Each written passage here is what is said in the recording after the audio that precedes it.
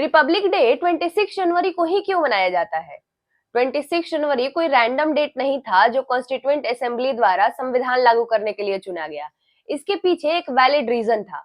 जब देश आजाद हुआ तो इंडियन कॉन्स्टिट्यूशन को लिखने में 2 साल 11 महीने और 18 दिन लगे थे और ये काम 26 नवंबर 1949 तक पूरा हो चुका था।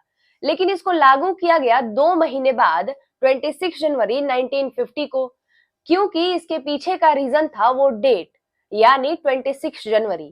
बात कुछ ऐसी थी कि जब फ्रीडम फाइटर्स देश को आजाद कराने के लिए लड़ रहे थे, तब उस वक्त की इंडियन नेशनल कांग्रेस ने पूर्ण स्वराज्य ना मिलने पर कम से कम डोमिनियन स्टेटस की मांग की थी, जिसका मतलब था आधी आजादी।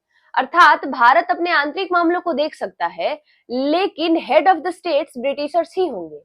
लेकिन कुछ लोग इससे सहमत नहीं थे, क्योंकि उनको पूर्ण स्वराज्य चाहिए था।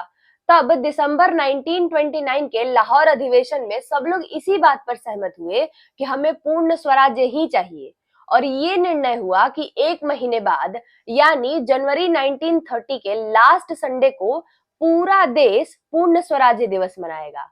और ईयर 1930 के जनवरी महीने का लास्ट संडे था 26 को, यानी 26 जनवरी 1930 को पूर्ण स्वराज्य दिवस मनाया गया। और 20 साल बाद इसी दिन 26 जनवरी 1950 को संविधान लागू किया गया। अब इसके पीछे भी एक इंटरेस्टिंग रीजन था, क्योंकि पूर्ण स्वराज्य दिवस का मतलब था कि हम पर कोई राज नहीं कर सकता, हम किसी के अंडर नहीं आते। लेकिन संविधान बनाया ही गया था आपको उसके अंडर कंट्रोल रखने के लिए।